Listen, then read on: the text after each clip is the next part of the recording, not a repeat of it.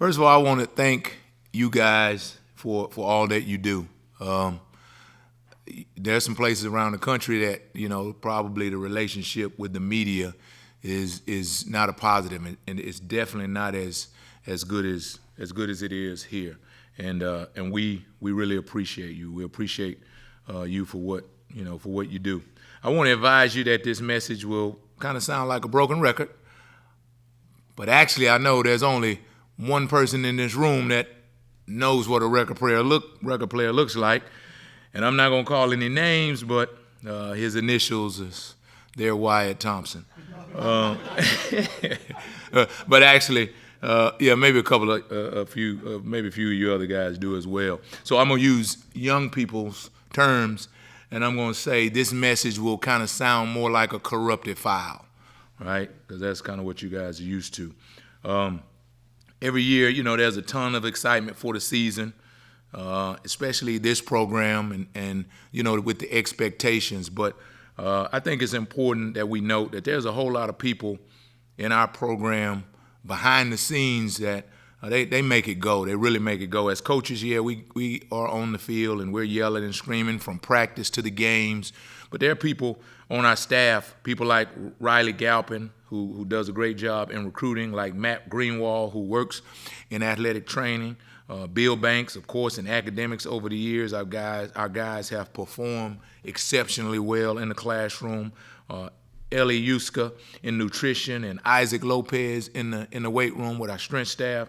They do a great job. And the people who run those departments, they also get a lot of glory. But, at 5:30 in the morning, these people are behind the scenes making this program go. And so I think it's important that we always acknowledge the work that they do. Here, this fall camp, I really personally have tried to pay close attention to what's going on in the other parts of the team, because I know as I try to learn from Coach Kleiman in this role, just having a more holistic view of our team. Of course, I know what's going on with the cornerbacks. Of course, I know what's going on in the secondary. Of course, I know what's going on from a defensive standpoint. But this fall camp, I've really tried to make an effort to really see the team from a different vision. And when I think about the offense, I don't necessarily believe in monsters, right? But if you saw a man walking down the street with like 8 arms, or if you saw a guy with like 10 heads, right, I would classify him as a monster. And that's when I watch our offense, that's kind of what I see. You know what I mean? I see a lot of weapons, and I see our offensive staff using them very effectively. I don't like watching it versus our defense, but I think I'm going to, just like you, be really excited about what we see in the season from our offense as a whole, especially from the skill players. But the offensive linemen, as I've kind of checked them out, and I have relationships with some of these guys. I try to hang around the offensive linemen as a cornerback coach more than any other offensive player. And the guys that I've honestly on the football field watched and seen them do some really good things are some common names, but Andrew Leingang, Hadley Panzer, Carver Willis, and Taylor Portier. Those guys, again, they're the mainstays in that offensive line. But this fall camp, I've really been impressed with what I've seen from them. In the tight end room, from Will Swanson, I've been impressed with him. Garrett Oakley, I think, is going to do some big things for us in the tight end room as well. Both of those guys this season. The wide receivers who every day, I get an opportunity to experience the trash talking that they can give, and but from an athletic standpoint, from a performance standpoint, it's really been exciting to watch Keegan Johnson operate in a healthy mode, and I just been really impressed with what he's done. I've been impressed with Trey Spivey and his size and his ability to be able to stretch the field. Dante Sivas, a new guy on our team. I've been impressed with what he's done. Andre Davis, a younger guy who is a massive player. I've been impressed with his development and watching him be able to go out and perform. And then Sterling Lockett, who, of course, we know the name, but Sterling is continuing to emerge, continuing to develop in that room. At the running back position, I don't have to say his whole name. You just say DJ, right? And I've impressed with his leadership, impressed with his abilities that he's shown, when he's been on the field. And that's all I'm going to say about him. Joe Jackson, been impressed with what he's done this fall camp, not only at running back, but what he's done as a special teams player. He's really developed, really improved over being just a little young kid running around. And so been impressed with him. And then Dylan Edwards. That's it. I mean, the guy can fly, and he's done it over and over again. So I'm excited about how our offense is going to be able to use him. Avery, again, he's another guy that you just pause and you don't have to say anything. You just watch the film. Been impressed with Avery, of course, with what he does on the field, but been impressed with how he has taken ownership of the team and how through the winter conditioning, through the summertime, especially in the fall camp, how he's done a great job of being the leader of our whole team and not just the offense. Been impressed as well with Taquan Roberson, a new guy on our team. When you switch to the defense, Brendan Mott, Jordan Allen, Toby Osunsami, and Damian Alalio, those guys have been really impressive, at times even dominant on the offensive line.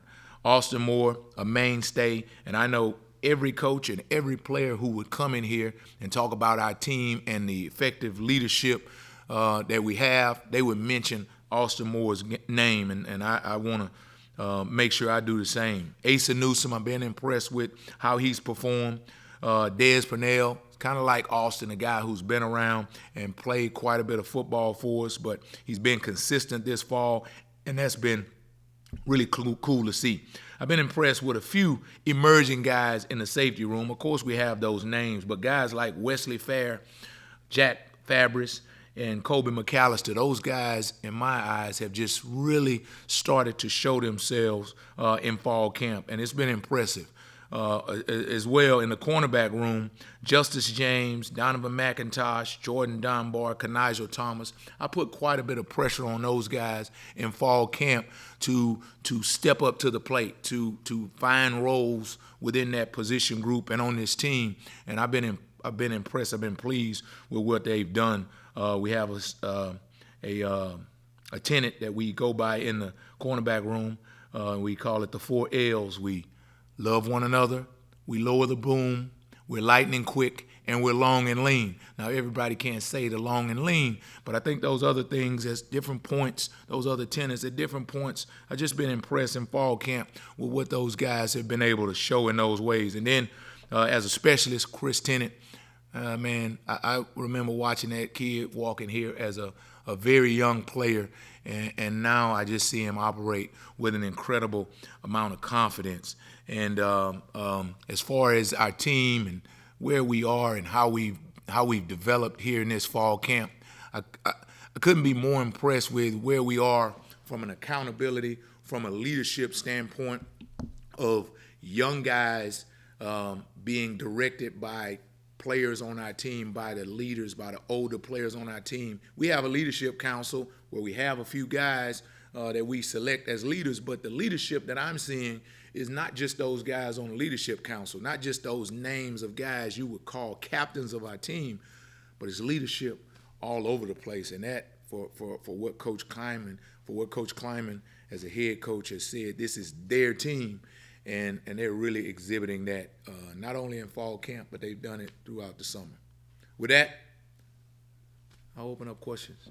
Yeah, you had a lot of the answers there already. That's what I do. That's what I do to my wife, right? She understands. I'm going to answer the question before she asks it. That way she doesn't slap me in the back of the neck, right? If you were to pick out a few factors that can make this defense go from good to great, what would they be? Well, I think the fact that we have really improved our team speed. When you talk about defense, there's an accelerated level of talent, or we've raised the level of talent within that group. And so what you have to do when you are going to try to insert new players in and insert younger players in, you have to have an incredible amount of communication. And so for us all being on the same page and us executing at a high level at all points during the game, I think that'll be important for us to, like you said, go from good to great.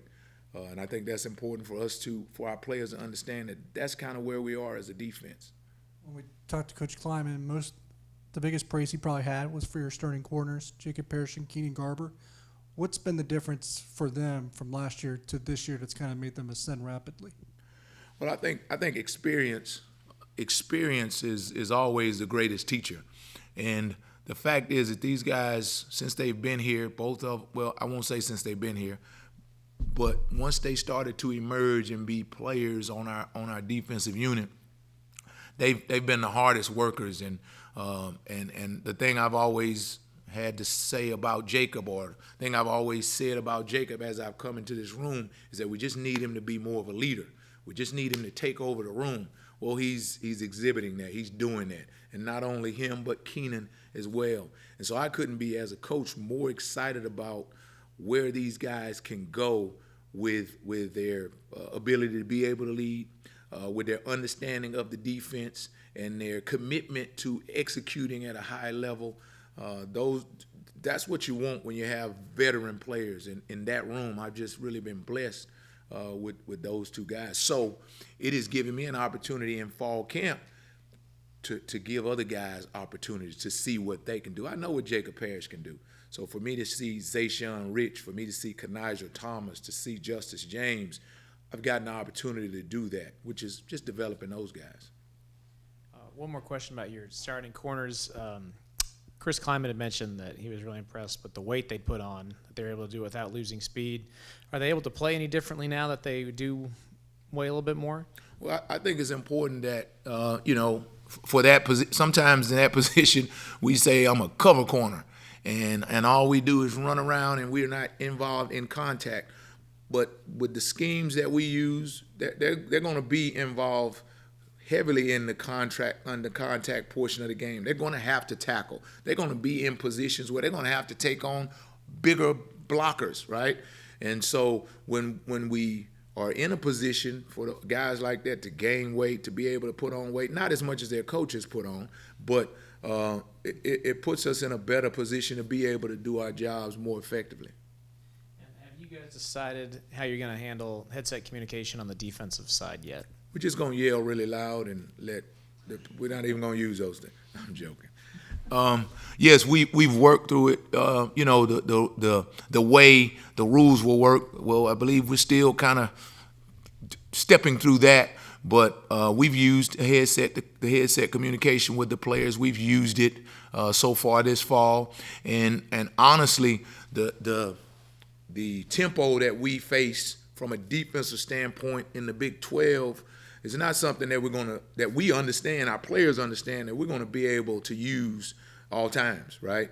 And so we're going to utilize it in situations where we can. When the offense is more deliberate coming out of their huddles, then we are able to use it. And we've practiced that, and our players have mostly practiced not having the ability to be able to use it, because honestly that's what we'll face more than not is offenses moving at a different pace. Coach, I've been playing a lot of the college football 25 video game. I'm having a tough time stopping the pass. Do you have any advice for me on what to look for, when to press, when to cushion? Okay, so what's your gamer tag name?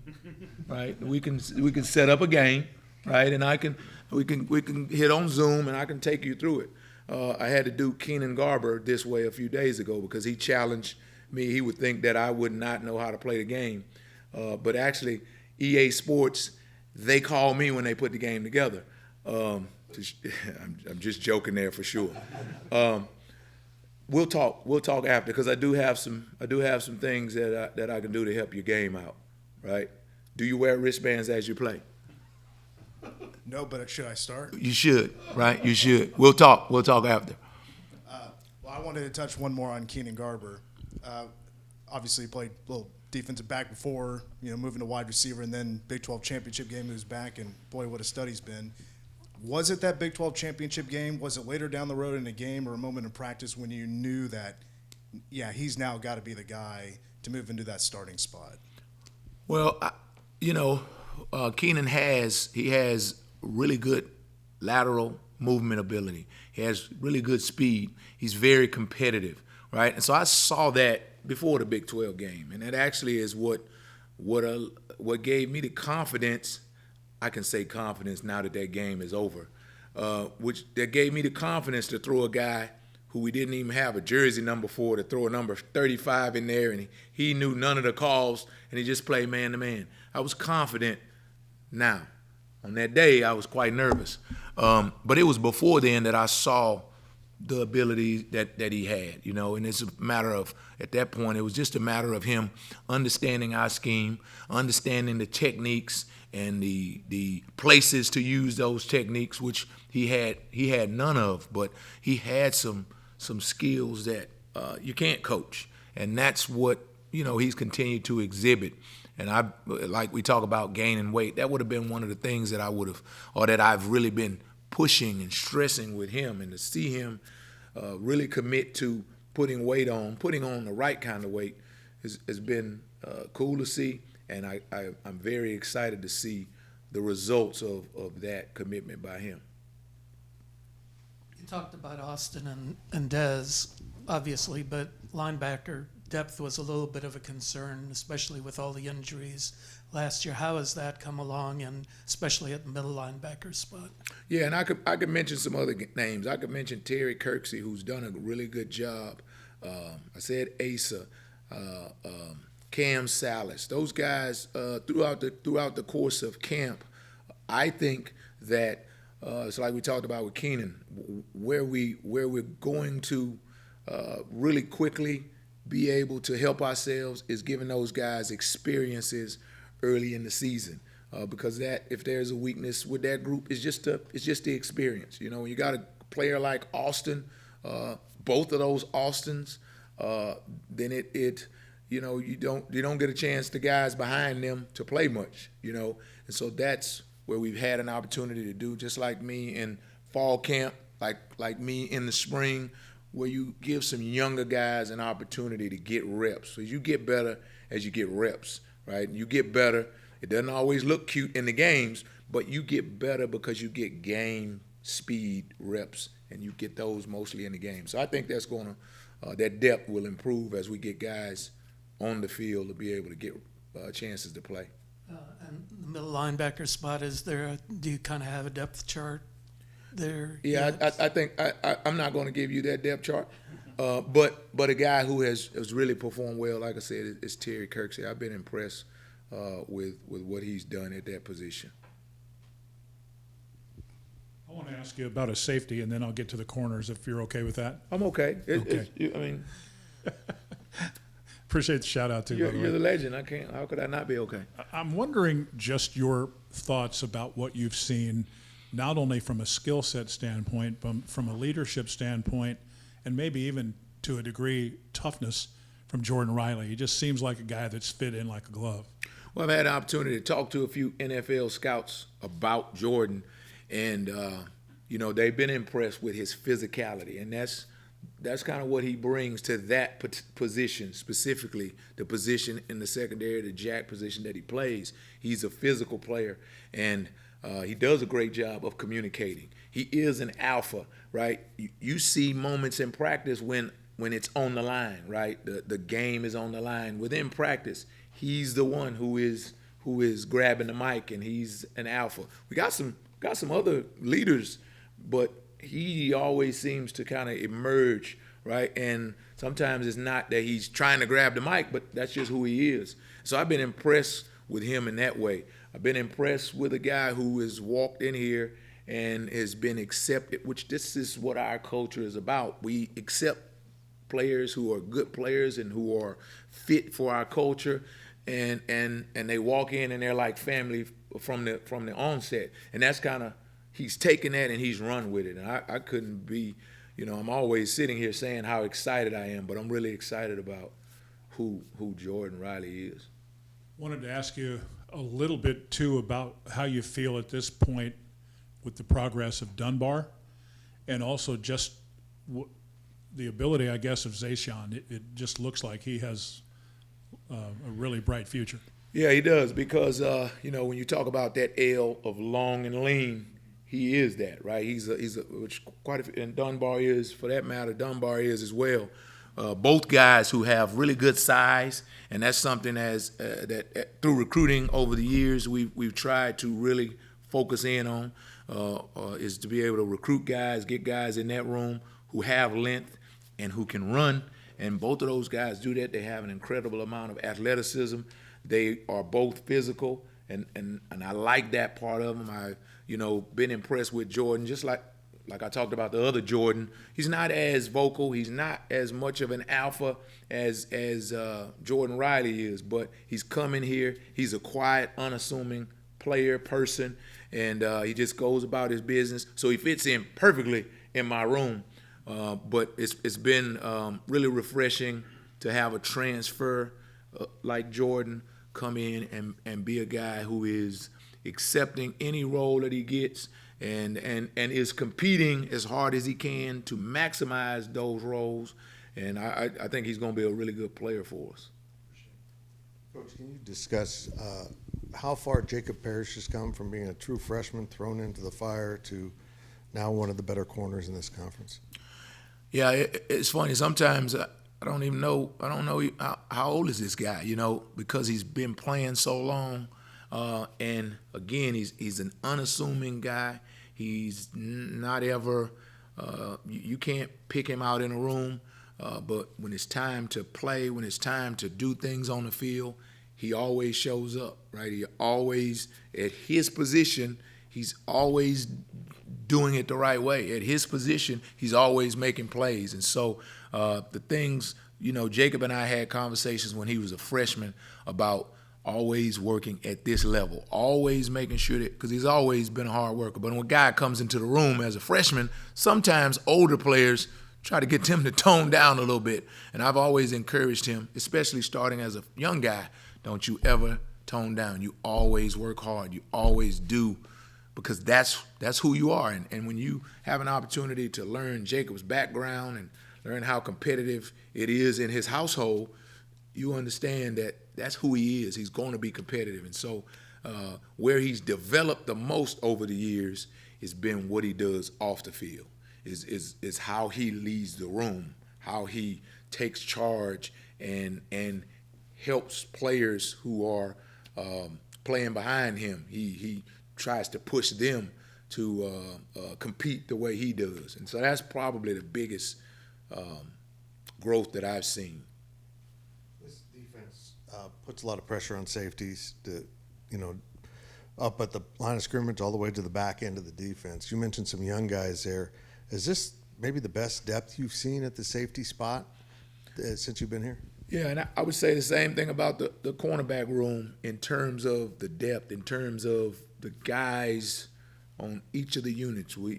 At this point, it's fall camp, and we have not solidified this is the right. Everybody's still competing, and so when you look up and down what you would call the depth chart, you see a lot of guys who have ability, and some of them have a strength that maybe another one does not have. Right, back and forth, but many times we turn on the film and we see young guys blazing to the football, right? So we see exhibitions of incredible speed, and at all positions, especially the safety position, we hadn't had that, right? Yeah, we've had a guy or two here or there who could really run, but we're seeing across the board a lot of guys who can really run. Some of them are young and they're running the total wrong way, but they can run, How interesting is it, though you guys are in the same league, that over half the teams on your schedule are going to be teams you haven't seen before? And did you have to adjust your off-season at all to account for that?